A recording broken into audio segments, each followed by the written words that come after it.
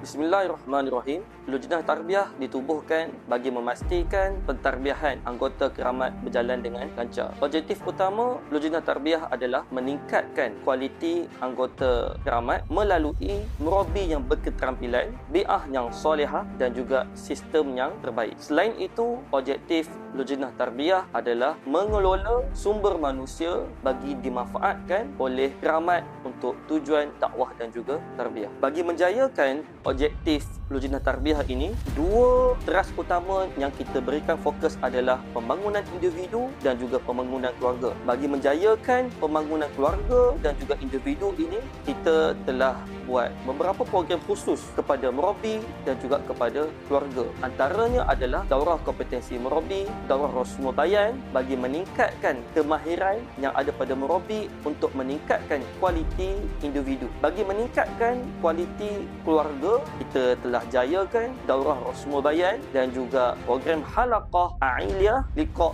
Baitul Muslim dan juga program-program aulad yang kita laksanakan setiap bulan bagi meningkatkan kapasiti dan juga kualiti setiap keluarga di dalam keramat. Selain itu, program-program susulan seperti Hari Keluarga Keramat, Ihya Ramadan Keramat, Kanvas Istiqamah Aman dan juga program-program yang lain di bawah kendalian murabi mengikut halaqah masing-masing. Harapan Lujnah Tarbiyah adalah setiap anggota yang menyertai program-program yang kita telah susun, berlakunya peningkatan kualiti daripada segi aspek jasmani, intelek, emosi dan juga rohani. Dan harapan yang lebih besar daripada Lujnah Tarbiyah adalah setiap anggota dapat memberikan komitmen sehabis mungkin untuk melalui setiap fasa-fasa program pembinaan yang telah kita rancang. Dan kami berharap dengan sokongan dan juga komitmen yang diberikan oleh semua anggota keramat menjadi sebahagian daripada amal-amal jariah kita bersama, insya-Allah. Allahu a'lam.